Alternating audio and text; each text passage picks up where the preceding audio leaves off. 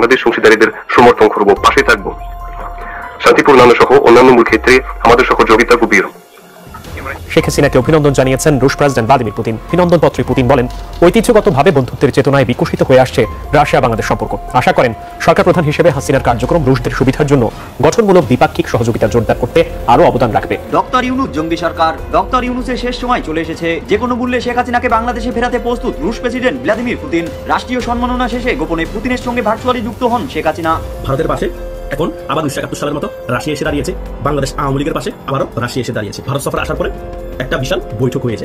বৈঠকের মধ্যে মূল বিষয় একটাই ছিল, বাংলাদেশের রাজনীতি এবং আওয়ামী লীগকে কিভাবে বাংলাদেশ আবার প্রত্যাবর্তন করানো যায়। ঢাকায় আর কেউ থাকতে চাইছে না, সবাই চলে যেতে চাইছে বাংলাদেশ থেকে, এবং ভারতের সঙ্গে তারা একযোগে বাংলাদেশে ফ্রি, ফেয়ার অ্যান্ড ইনক্লুসিভ ইলেকশনের কথা বলছে, আওয়ামী লীগের ওপর থেকে নিষেধাজ্ঞা প্রত্যাহারের কথা বলছে, এমনকি ইউনূসকে সরিয়ে দিয়ে তারেকের আসার সম্ভাবনা একমাত্র তখনই হবে যখন আওয়ামী লীগ ঘুরে দাঁড়াবে, এবং সেই ক্ষেত্রে শেখ হাসিনা না হলেও সজীব ওয়াজেদ জয় বা মুজিব পরিবারের কেউ আসবে। এখন পর্যন্ত আমার কাছে যে সকল তথ্য আছে, পারিবারিকভাবে হোক বা যে কোনো থেকেই হোক না কেন, খালেদা জিয়া 2 দিন আগেই মারা গেছে। মূলত বাংলাদেশের নিরাপত্তা উপদেষ্টা খলিলুর রহমান, তার ছোটাছুটি আমেরিকা, লন্ডন, দোহা, ভারত, ইভেন বাংলাদেশে আমেরিকান এমবেসি, তার ছুটছেন।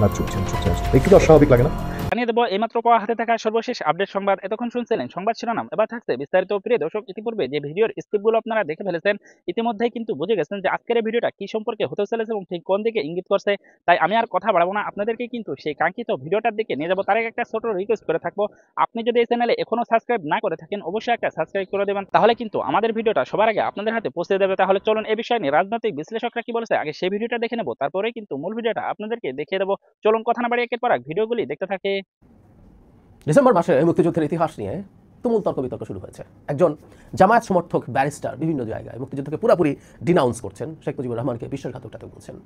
শেখ মুজিবুর রহমানের মূল্যায়ন ইম্পর্টেন্ট, আমরা প্রচুর আলোচনা করছি। যমুনা টিভির একটা ক্লিপ আমাদের সামনে এসেছে, যেখানে তিনি খুবই আক্রমণাত্মক ভাষায় শেখ মুজিবুর রহমানকে বিশ্বাসঘাতক বলছেন, এবং সেখানে যিনি অ্যাঙ্কার আছেন তিনি সেটার প্রতিবাদ করা অনেকের খুব লেগেছে। অ্যাঙ্কারটাকে একটা পক্ষ হয়েছে। অ্যাঙ্কাররা আসলে যে কারোর সাথে যখন প্রশ্ন করেন, অ্যাঙ্কাররা অপর পাশে দাঁড়িয়ে কথা বলবেন, এটাই নিয়ম, এটা নিয়ম। এটা অ্যাঙ্কার শুধু প্রশ্ন করে তার জবাবের জন্য ছেড়ে দেবেন, তারা কাউন্টার কোয়েশ্চেন করতে হয়, এবং এটা কোনো ভুল ছিল না। কিন্তু যে ধরনের অ্যারোগেন্স সেই গেস্ট দেখিয়েছেন, এটা আমি কোনোভাবেই সঠিক বলে মনে করি না। অত্যন্ত অ্যাগ্রেসিভ এবং অ্যারোগেন্ট অ্যাটিটিউড তিনি দেখিয়েছেন। যাই হোক, শেখ মুজিবুর রহমানের মূল্যায়ন আসলে দরকার আছে। উনি কি ট্রেইটার ছিলেন, এই আলাপটা কেউ করছেন। গত বছর এই আলাপটা ছিল, এবং শেখ মুজিবুর রহমান সম্পর্কে আমাদের যে মূল্যায়ন, আমার অন্তত যে মূল্যায়ন, সেটা আমি গত বছরই করেছিলাম। সেটা ছোট্ট একটু বলি, আর আমি গত বছরের ভিডিওটা আমি এখানে জুড়ে দেবো। সেটা হচ্ছে, শেখ মুজিবুর রহমান বাংলাদেশের স্বাধীনতার ইতিহাসের প্রধানতম ব্যক্তি। তিনি স্বাধীনতা শেষ পর্যন্ত স্বাধীনতা চেয়েছেন কিনা আমি খুবই সন্দিহান, এবং আমি কনভিন্সড যে তিনি সেটা চাননি। তিনি শেষ পর্যন্ত পাকিস্তানের প্রধানমন্ত্রী হতে চেয়েছেন, তিনি সেটাই হওয়ার কথা, তিনি নির্বাচনে জিতেছিলেন। আবার এটাও সত্য, তার নামেই মুক্তিযুদ্ধ হয়েছে। আমাদের জেনুইন ফুটেজ আছে প্রচুর জায়গায়, যেখানে মুক্তিযোদ্ধারা স্লোগান দিচ্ছে, তোমার নেতা আমার নেতা, শেখ মুজিব। তো শেখ মুজিবুর রহমান আমাদের খুবই গুরুত্বপূর্ণ একটা চরিত্র। আমি জাতির পিতা কনসেপ্টে বিশ্বাস করি না, মানে যেটা বলার চেষ্টা করেছি, আমাদের ফাউন্ডিং ফাদার্স হিসেবে আমরা অনেককেই দেখবো। এখন কারা কারা থাকবেন সেটা দেখার ব্যাপার আছে। এদের মধ্যে শেখ মুজিবুর রহমানের নামটা সবচেয়ে বড়। আমেরিকা যেমন ফাউন্ডিং ফাদারদের মধ্যে ওয়াশিংটনকে সবচেয়ে বড় করে দেখা হয়, শেখ মুজিব অবশ্যই সেরকম। তারপর অনেক সমালোচনা আছে পরবর্তী দিনে কী করেছেন না করেছেন, এই রাষ্ট্রের যে রাষ্ট্র হিসেবে গড়ে উঠতে পারেনি, তার পেছনে বিরাট ব্যর্থতা আছে যেন শেখ মুজিবুর রহমানের। তারপরে মুক্তিযুদ্ধের সময়কার তার যে অবদান, তার যে সংগ্রাম, সেটাকে অস্বীকার করার কোনো স্কোপ আসলে নেই।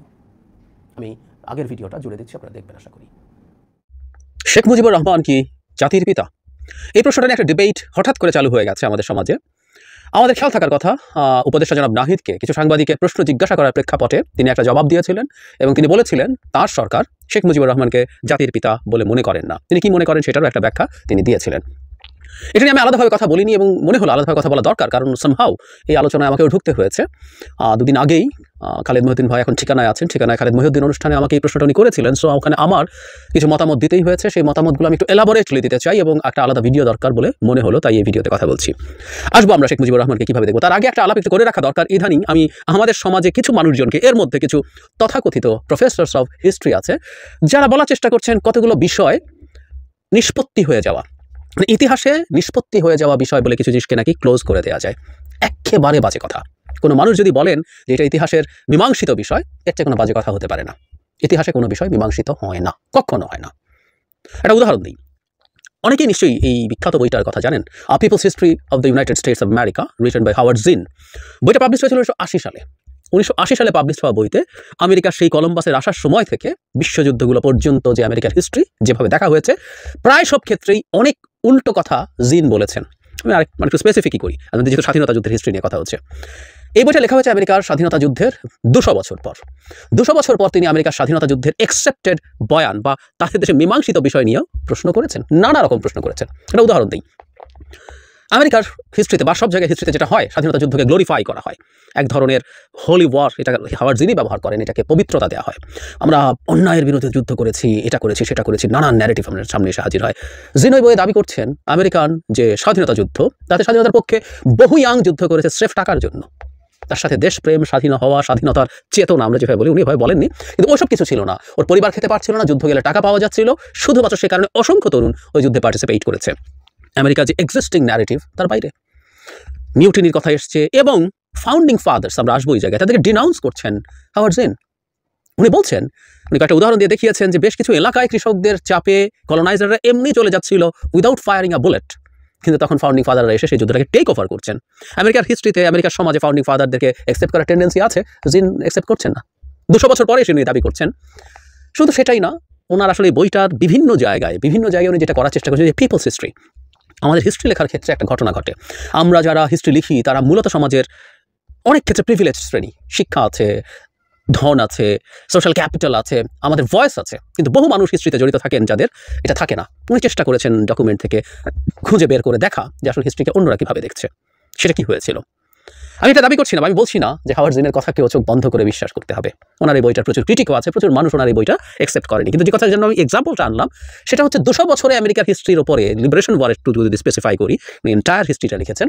জাস্ট যদি তাদের স্বাধীনতা যুদ্ধের কথা বলি, সেইটার ক্ষেত্রে আমরা যদি সিম্পলি বলি যে 200 বছরেও কি নিষ্পত্তি হয় নাই, 200 বছরেও হয়নি। জিন লিখছেন, আজও লেখা হচ্ছে নতুন নতুন বই, নানা দিক থেকে নতুন ন্যারেটিভ বাজারে আসছে, নতুনভাবে দেখার চেষ্টা হচ্ছে।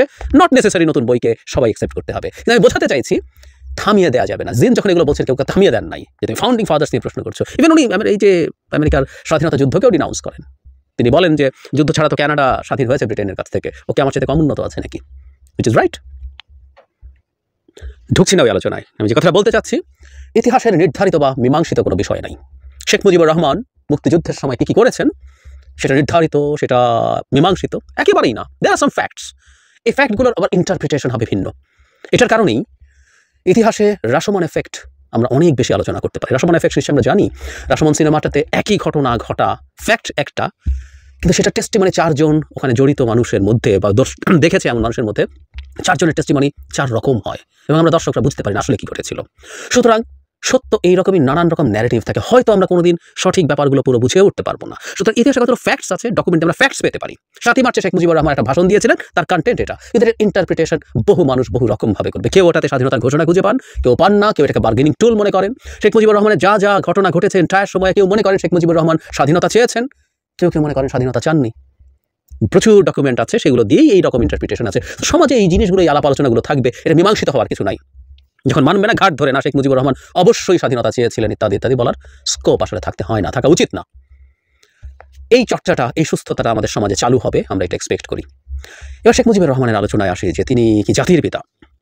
আচ্ছা, জাতির পিতা যখন আওয়ামী লীগ বলে, তারা কোন জাতির পিতা তাকে বলে? আওয়ামী লীগ জাতি বলতে বোঝে বাঙালি জাতি। এখন বাঙালি জাতি কি 71 সালের পর থেকে হয়েছে? বাঙালি জাতির অনেক দীর্ঘ ইতিহাস আছে। তো শেখ মুজিবুর রহমানের জন্মের আগে তাহলে জাতির পিতা কে ছিল? খুবই যৌক্তিক প্রশ্ন। আবার তিনি যদি বাঙালি জাতির পিতা হন, তাহলে আমাদের এই ভূমিতে যে অবাঙালি মানুষরা আছে তাদের পিতাকে, অনেক অবাঙালি মানুষ আছেন এবং তত জাতিগোষ্ঠীর সংখ্যা অনেক, তাদের পিতাকে প্রশ্ন আসে, নিশ্চিতভাবেই আসে। আচ্ছা, তাহলে কি তিনি রাষ্ট্রের স্থপতি, বাংলাদেশ রাষ্ট্রের একমাত্র স্থপতি? এভাবে বলা ভালো। সেটাও আমরা কেউ বলতে পারি, কেউ ভাবতে পারি। আওয়ামী লীগের লোকজন বা তার প্রতি অন্ধত্ব থাকা মানুষ তাকে সেভাবে দেখতেই পারেন। কেউ যদি না দেখেন, না দেখবেন। আমি দেখি না, বহুদিন থেকে। আমি আমার অনেকগুলো ভিডিওতে আগে বলেছি, আজকে এক্সক্লুসিভলি কথা বলছি। অনেক ভিডিওর মাঝখানে এটা বলেছি। সেটা হলো, আমি আমাদের স্বাধীনতা যুদ্ধের, স্বাধীনতার সবচেয়ে গুরুত্বপূর্ণ মানুষ আমি শেখ মুজিবুর রহমানকে মনে করি। কিন্তু তিনি একমাত্র নন, আমাদের আরও অনেকেই আছেন। সেই ক্ষেত্রে আমেরিকা যে কাজটা করেছে, আমেরিকাতে ফাউন্ডিং ফাদার্স আছে। খুব মজার ব্যাপার, আমেরিকাও কিন্তু এই এত বছরে, মানে 250 বছর হয়ে গেল আমেরিকার স্বাধীনতার, আজও তারা সিদ্ধান্ত নিতে পারেনি তাদের ফাউন্ডিং ফাদার্স যে বলছি সংখ্যাটা কত। বিভিন্ন জায়গায় বিভিন্ন সংখ্যা আপনি পাবেন, 7 জন, 10 জন, 15 জন, 30-এর বেশিও কেউ কেউ বলেন। ফাউন্ডিং ফাদার্স না, যখন ফাউন্ডিং ফাদার্স নিয়ে আলাপ আসলো, তখন এই ডিবেট আছে যে বেশ কয়েকজন নারী খুব গুরুত্বপূর্ণ ভূমিকা পালন করেছেন এই এন্টায়ার সময়টাতে, স্বাধীনতা, সংবিধান লেখা এই সময়গুলোতে। তাহলে ফাউন্ডিং মাদার্স কেন থাকবে না? মজার ব্যাপার, কেউ কেউ ফাউন্ডিং মাদার্সের পক্ষে আছেন এবং কেউ কেউ ফাউন্ডিং মাদার্সের তালিকাও করেছেন। আবারও এই তালিকাটার মধ্যেও ডিবেট আছে। কেউ মনে করেন 5 জন, কেউ 7 জন, কেউ 10 জন। ওই সময় যেহেতু নারীদের পার্টিসিপেশন খুব বেশি ছিল না, কিন্তু সেটারও একটা তালিকা আছে এবং একমত হয়নি। এদের মধ্যে একজনকে মোটামুটি অবিসংবাদিতভাবে সবচেয়ে বড় হিসেবে দেখা হয়, সেটি জর্জ ওয়াশিংটন। এবং ওয়াশিংটনের role was really very impactful তাদের স্বাধীনতার ক্ষেত্রে। তিনি শুধুমাত্র অর্গানাইজ করেন, তিনি নিচে যুদ্ধে নেতৃত্ব দিয়েছেন। ফলে তাকে কেউ সবাই না বা অনেকেই মনে করেন ফাদার অফ হিজ কান্ট্রি, দেশের, নট জাতির, খেয়াল করি, দেশের পিতা হিসেবে মনে করেন। এবং মজার ব্যাপার, আমেরিকার অনেকে আবার তাকে আলাদাভাবে কোনো সম্মান দেওয়ার পক্ষে না। তারা ফাউন্ডিং ফাদার্স তত্ত্বেই বিশ্বাসী, যে ফাদাররাই আমাদের কাছে আছে, তাদের জন্যই আমরা ঋণী। আর যে বললাম, হাওয়ার্ড জিনের মতো মানুষও আছে যারা ফাউন্ডিং ফাদার্স কনসেপ্টেই বিশ্বাস করেন না এবং ক্রিটিক করেন যে অহেতুক একটা যুদ্ধ বাঁধিয়ে তারা ফাউন্ডিং ফাদার্স হয়েছেন, যেটা যুদ্ধ ছাড়াই কৃষকরা প্রকারান্তরে কলোনাইজারদেরকে বিতরণ করতে শুরু করেছিল। বলছেন the war was took over by founding fathers. এবং তারা যেহেতু ধনী মানুষ ছিলেন, তারা ধনীর স্বার্থেই এগুলো করেছেন। জিন একটু লেফটিস্ট প্রিজমে দেখেছেন, তার সাথে আমরা ডিবেট করবো কিনা, তার অ্যাকসেপ্ট করবো, is a totally different debate. কিন্তু উনি এটা বলছেন, সো ওই রাইট আছে ইন দ্য সোসাইটি, রিজলভ হয়ে যায় নাই। কেউ যদি বলে ইতিহাস রিজলভ হয়ে গেছে, শেখ মুজিবুর রহমান জাতির পিতা, এটা স্টুপিডিটি। এবং সবাই বা 90-95% মনে করার পরও যদি 5% মনে করে, আমি মনে করি না, ফাইন। আবার 95% যদি মনে করে শেখ মুজিবুর রহমান জাতির পিতা না, আর 5% যদি মনে করেন জাতির পিতা, মনে করুন, ইটস আপ টু ইউ। আমরা এই ফ্রিডমের কথা বলছি, এই জায়গায় থাকার কথা বলছি। আমি ব্যক্তিগতভাবে আমাদের কিছু ফাউন্ডিং ফাদার্স আছে বলে মনে করি। আমাদের এই যুদ্ধ যেভাবে হয়েছে, যা হয়েছে, শেখ মুজিবুর রহমান আমাদের দেশের স্বাধীনতা চাননি।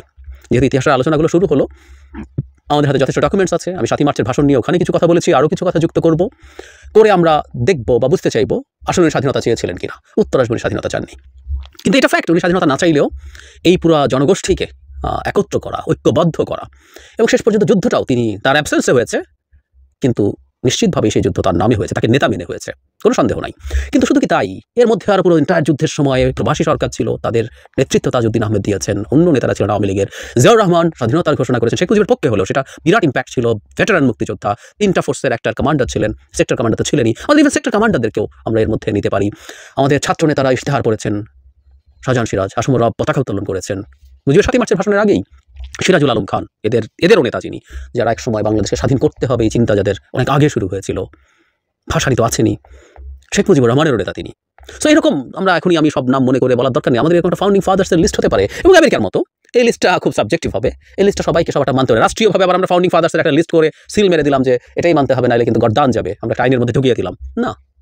এটাও খুব খারাপ কথা, এটাও খুব ভয়ঙ্কর কথা। সেই লিস্টটা কেউ মানবে কিনা, গেইন হাওয়ার্ড জিন যেমন ফাউন্ডিং ফাদার্সই মানেন না, ঠিক একইভাবে আমাদের দেশে কেউ মনে করতে পারেন আমি একজন ফাউন্ডিং ফাদার্সও মানি না। সেই স্বাধীনতা তার থাকা উচিত, সেটা তার ব্যাপার। এইরকমভাবে একটা পরিস্থিতি হতে পারে। আমার অবস্থান, শেখ মুজিবুর রহমান নিশ্চিতভাবেই সবচেয়ে বড় নাম, কিন্তু আমাদের আরও অনেক গুরুত্বপূর্ণ রোল প্লে করেছেন এরকম আরও বেশ কিছু মানুষ আছেন, তাদেরকে মিলে আমরা আমাদের ফাউন্ডিং ফাদার্স এরকম একটা ব্র্যান্ডিং তাদেরকে করতে পারি।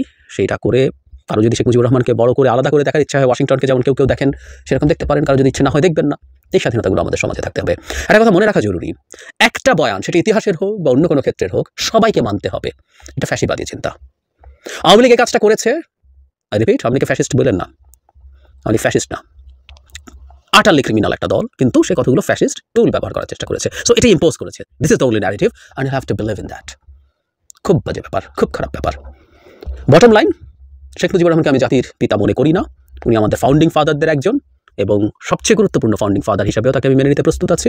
কিন্তু সবচেয়ে জরুরি কথা যেটা, মূল আলাপের মূল জায়গাটা যেটা, সেটা হচ্ছে ইতিহাসকে ঘাট ধরে বেঁধে ফেলা, ইতিহাসকে চাপিয়ে দেওয়া, ইতিহাস এইটাই, ইতিহাস মীমাংসিত, এটা মীমাংসিত সত্য, এইসব আলাপ আমরা যেন আমাদের সমাজে আর না করি। এগুলো জাতি হিসাবে আমাদের মূর্খতা প্রকাশ করে। কোনো তথাকথিত ইতিহাসের অধ্যাপক যদি করেন, তিনি নিজেকে মূর্খ হিসেবে। দর্শক, এই ভিডিওটা আপনাদের কাছে কেমন লেগেছে অবশ্যই কমেন্ট বক্সে জানিয়ে যাবেন। যদি বিন্দু পরিমাণ ভালো লেগে থাকে তাহলে অবশ্যই চ্যানেলটাকে সাবস্ক্রাইব করে আমাদের সাথে থাকবেন, যাতে করে এমন নতুন নতুন আপডেট নিউজ সবার আগে আপনাদের হাতে পৌঁছে দিতে পারে। তাহলে সবাই ভালো থাকবেন, সুস্থ থাকবেন। দেখা হচ্ছে পরবর্তী কোনো আপডেট নিউজ নিয়ে।